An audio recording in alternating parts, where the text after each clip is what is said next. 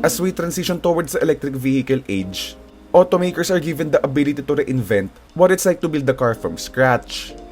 No engine to deal with ideally means having a front trunk, while an EV's massive battery can also act as an external power source. With that in mind, the EV age has also reshuffled the status quo. Once innovative brands in the internal combustion engine age are suddenly caught off guard by batteries and electric motors. Hyundai, however, has managed to reinvent what to expect in a car in the EV age.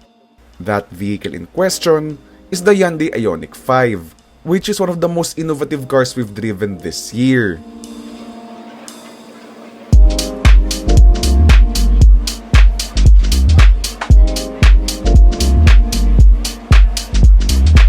So as you can see, this is the new Hyundai Ioniq 5, and it's a very stylish car. It's retro design, futuristic looks. It's basically a combination of the best hits from modern times and retro looks. So as you can see, you have this parametric LED headlights, yung kanang pixel DRLs. Then sa gabi, itong nasa baba niya, below the black trim piece here, they're also actually accent lights encompassing the width or filling up the width of the vehicle. And dito sa baba niya, you also have vents here where they open or close depending on the cooling requirements of the car's battery and the electric drivetrain. As you can see, there's also more silver finishes dito sa kanang baba, and if you've seen this car in photos, you'd actually think that it's a hatchback, pero in reality, it's actually a compact crossover SUV. It's actually as big as a Honda CR-V, Toyota RAV4, but sitting a bit lower, kaya ang sobrang deceiving ng itsura niya. And down the sides, you have more creases and lines. Of course, a 20-inch wheels, which looks really good here in the Ioniq 5. You also have a very angular shape, and you know what, the taillights, the rear end is one of the best aspects of the car. I think the parametric LED taillights are at their best from the rear end of the car. And okay, so totoo lang, I think I want to do this car justice and stop talking for a minute and, you know, just appreciate how the car looks for the next few minutes.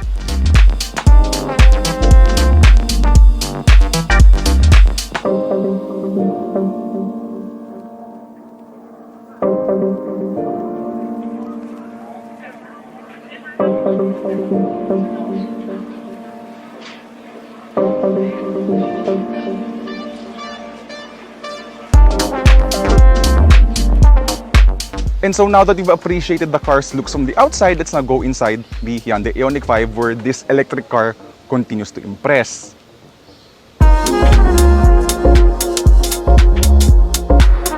So before talking about the Ioniq 5's interior, I'd just like to ask whether you prefer this or the Kia EV6. So we've driven that car for our first impressions drive a few months ago. So if you want to see that car and our impressions on that vehicle, of course, you can click at the top right hand corner of the screen if you want to see our thoughts, or at least our initial thoughts on that car.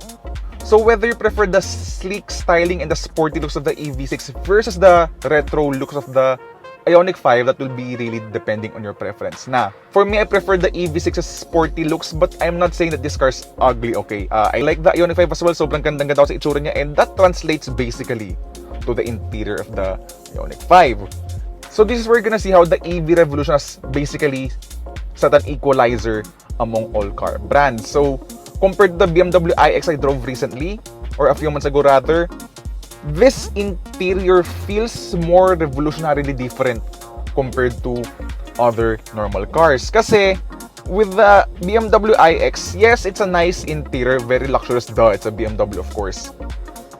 But outside the materials, which is actually pretty good naman here in the Ioniq 5, go down nga lang to the lower parts of the cabin and you're gonna see really cheap plastics, not deserving of a 3 million peso car. But yun nga, it's there down below naman, so you won't be really touching those parts anyway.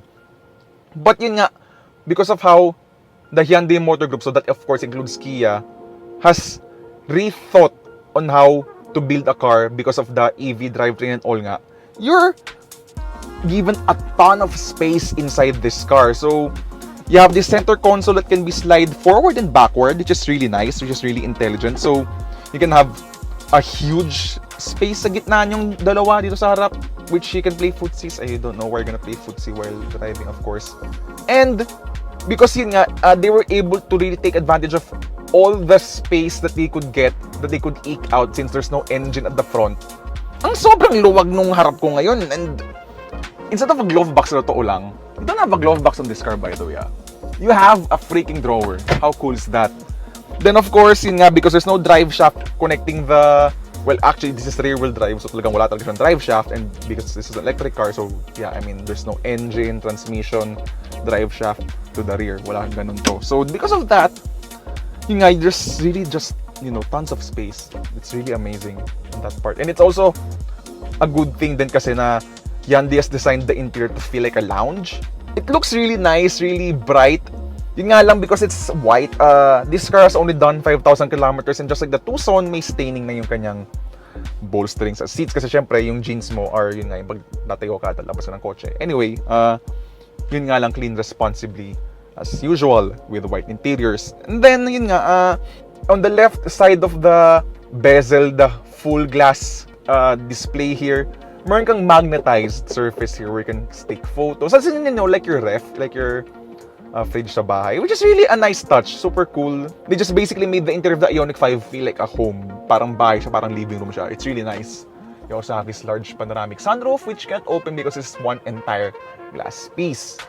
And then other highlights of the interior, of course, you have this two large screens.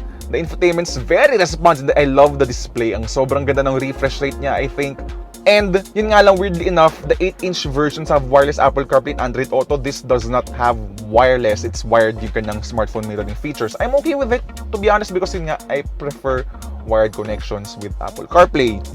And speaking of wireless, you also have a wireless charging to sa may kanyang center console that can be slid forward and backward. Floating center armrest. And yeah, that's pretty much it in terms of the front part of the Ioniq 5. So let's now talk about the rear seats of the Hyundai Ioniq 5. So now that we're here at the back of the Hyundai Ioniq 5, and since this car is using the eGMP platform that's really dedicated to electric vehicles, there's tons of room here at the back of the Ioniq 5. So as mentioned, it's as big as a Honda CR-V, Hyundai Tucson, and other compact crossover SUVs. But because of the platform that's been designed from the get-go to accommodate just batteries, the wheelbase is really pushed all the way out talaga. So yung wheels are really at the corners of the car. So as a result, yes, this might be a compact SUV in terms of size, pero in terms of wheelbase, it's bigger pa nga than the Hyundai Palisade or mga Toyota Fortuner natin, mga ganun. It's 2.9 meters long yung kanyang wheelbase, nearly 3 meters in fact, sa totoo lang. Really impressive with what you can do with a dedicated electric vehicle architecture. So yun nga, tons of legroom. This is in my driving position, by the way. And mga ka-D4 ako. Ayan, sa mga ka-D4 ako with tons of room to spare. Headroom's also pretty good. And nga, this seat is, by the way, very vertical pa. So, totoo lang. And of course, if we recline it, there's a lot of room here at the back of the Ioniq 5. Very impressive on Hyundai Kia's part. Because the EV6 is also the same case. Yun nga lang, because of the sloping roofline of the EV6, that somehow eats into headspace for a bit. Apart from that, yung sobrang lubag nga niya, and you have two USB ports sa likod. You also have your aircon vents on the sides. And the usual, of course, the center armrest dito, which, of course, you can place two drinks. That's actually pretty much about it in terms of the interior or the rear seat aspect of the Ioniq 5. And yun nga, because of the eGMP platform, you've unlocked a ton of space. So now I think it's a good time to talk about the storage spaces. Not just trunk kasi, but storage spaces of the Hyundai Ioniq 5. So as for cargo space, the Hyundai Ioniq 5 offers 527 liters. But then again, the Ioniq 5 has been designed from the get-go to be an electric vehicle, which means you have a front trunk. That front trunk, by the way, measures 57 liters, making it a perfect place for you to store your onboard charger. Charging, by the way, the Hyundai Ioniq 5 is a lot faster than you think. Thanks to the eGMP platform's 800-volt architecture, the Ioniq 5 can support up to 350 kilowatts of DC fast charging.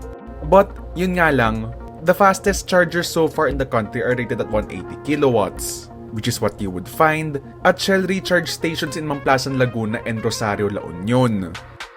Still, that's good enough for a 10 to 80% charge in around 20 minutes, or just 18 minutes when using the full 350 kilowatts. Now as for AC charging, the Ioniq 5 can accept up to 22 kilowatts. That means 100% charge in around 5.5 hours with this long-range model. While for the standard range, these are the charge times you can expect.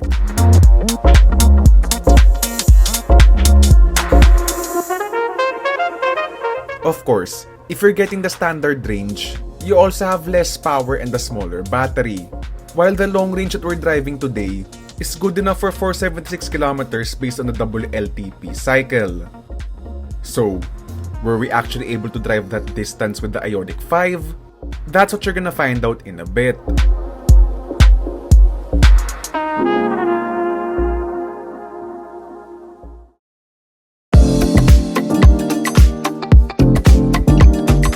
So we're here ngayon in STX on our way to Subic, and from where we came from ATC in Alabang Town Center? Alabang Town Center ba? So we're now here in STX on our way to Subic, and coming from ATC in Alabang Town Center, we're currently at 73% battery charge. And so with me here sa biyahe ko ngayon to Subic is a couple of friends of mine. So paglala naman kayo, joke lang. Okay. You can see the names above sa baba. Yeah. Sa mga titles sila. Siyempre si Jaro nakilala niyo naman from the BMW iX video natin when we did the electric vehicle charging sa Manila. Pero anyway, ayun, so we're on our way to Subic, and guys, what do you think of the Ioniq 5? Anong tingin niyo sa experience so far with this car? Makakarelak. Yeah. Sarap matulog. Tahimik kasi, there's no engine noise, and yung katawan mismo inherently, diba, ang quiet. Would you agree, guys? And tahimik, I don't hear much of the wind noise, road noise. I mean, Actually, there's a bit of road noise, pero for the class, sakto lang. right. Compared lang to the iX, which I drove previously, that was my last electric car review unit. Mas tahimik, syempre, of course, BMW. Pero for the most part, ang quiet niya, it's really relaxing, and the suspension does a good job, with it's dealing well with the bumps. Hindi siya yung too soft, hindi siya yung too firm. It's a good balance to avoid unnecessary movements then for being too soft. But anyway, it's very stable, though of course part of the stability aspect of the car is because it's also quite a heavy car. So kung di na nagkamali, this weighs around 2.1 tons, and that's your penalty nga lang with having all of those batteries being a pure electric car. For perspective of Hyundai Tucson is around 1.5, 1.6 tons, so that's a huge weight penalty for having such huge batteries. But the thing is, yun na nga, with such a huge battery, ang layo pa na ng range natin. So going to Subic now, we still have more than 350 kilometers of range, and sa totoo lang, we can actually go back and forth pa to Laguna, in fact, not just even Manila, back to Laguna sa bahay namin nang di nag-charge sa Subic. Pero syempre, for safety, for peace of mind na rin, we're gonna charge there once we reach our destination. And other things to note about the Ioniq 5 sa highway, yun nga, so it's quiet, maganda ride. There's also of course the advanced driver assistance features that this car has. So meron ka ng mga the usual adaptive cruise control, lane centering. So yun nga, for a lot of the drive here, for a huge percentage of the drive, I was able to sort of take advantage of those features. So at least the driver fatigue aspect is reduced because the car is doing some of the heavy work for you. Pero syempre, remember guys, this is not a self-driving car. It's syempre just meant to assist you during your long drives. And yeah, ano pang gusto yung what else do you have in mind about this car? Well, now that you mentioned, yun nga, it's not meant that it's a self-driving car. So, now that you mentioned that it's not a self-driving car, I remember somewhere around 2 hours, it's asking you to take a break, right? Yeah, you can answer driver attention monitoring. So, parang this car has the feature na, though I don't think it has the facial infrared sensor that will actually detect your face for fatigue. Pero ang alam ko, this bases it on either time or your steering habits for the driver monitoring system to function with the Ioniq 5. First, at least the car is mindful of you, diba? Like, di man, sana all, diba? Sana all kasi mindful ni Ioniq 5. And basically, that's the Ioniq 5 for you in the terms of the highway driving aspect. It's gonna be a relaxing, it's a really relaxing car to drive out on long distances. So we finally arrived here at Subic with the Hyundai Ioniq 5, and currently we have 58% of battery left in our charge. Anyway, which is again basically more than enough for me to get back pa nga to Laguna. Pero syempre, we're gonna be charging our car later before going back home.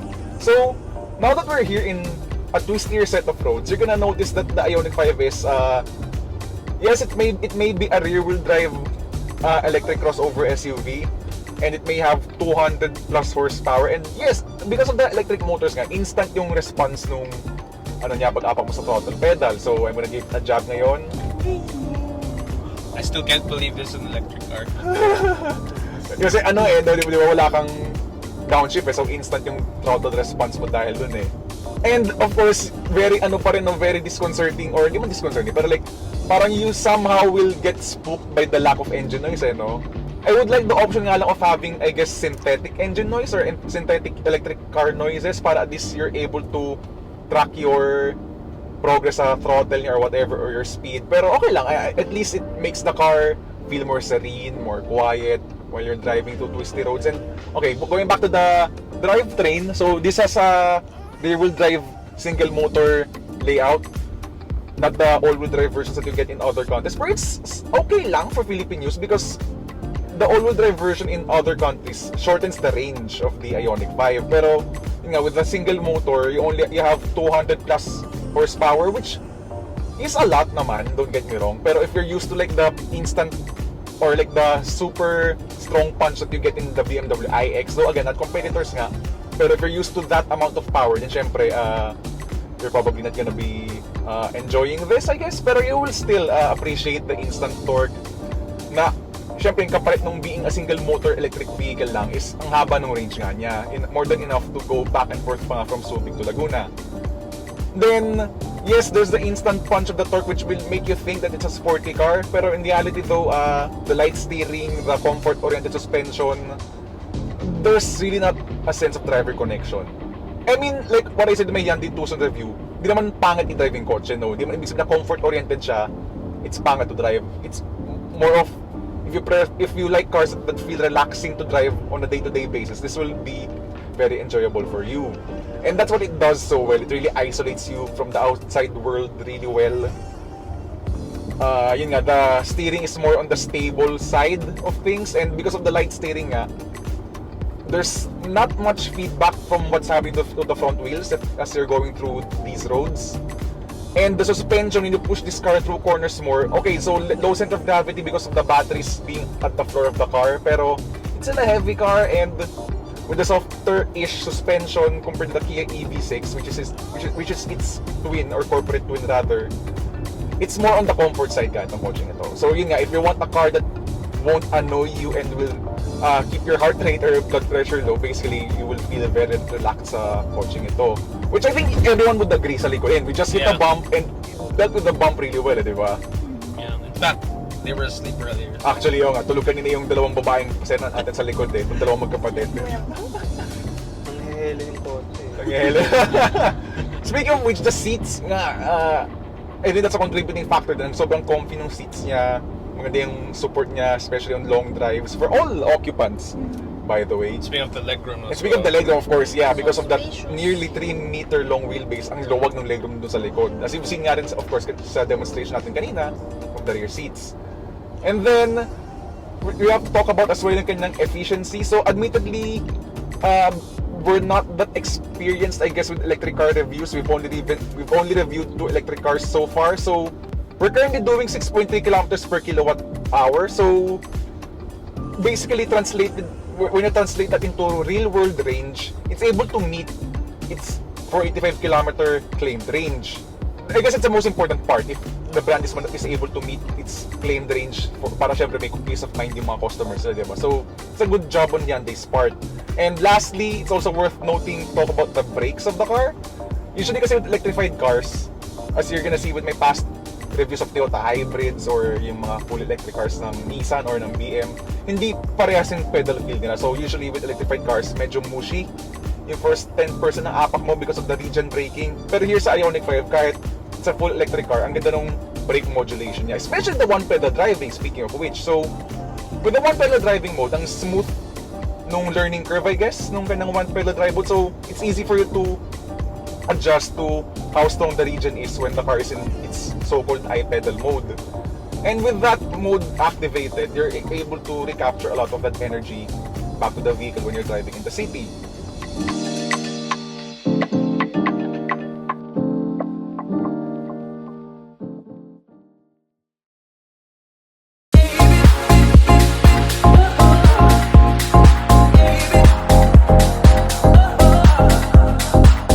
variants of the Hyundai Ioniq 5 are sold in the Philippines, with the model that we drove today being the two-wheel drive GLS Long Range, which starts at a little under 3.7 million pesos.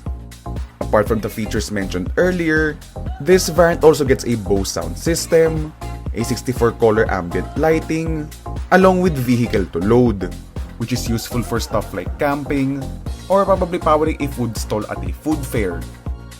If you don't need a lot of range out of your EV, then the Ioniq 5 two-wheel drive GLS standard range will be perfect for you. With a base price of 3,068,000 pesos, this variant gets smaller wheels, a standard 6-speaker sound system, as well as the removal of the Hyundai SmartSense advanced driver assistance systems.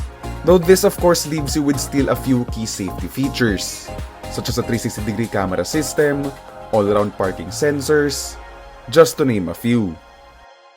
So, the Hyundai Ioniq 5 is one of the best and most innovative cars we've driven this year, thanks to the brand being able to reinvent what to expect in a car in the EV age, which has been possible by making a car from the ground up to be an EV in the first place. This is still unlike a lot of manufacturers out there, which makes EVs based on an internal combustion engine platform.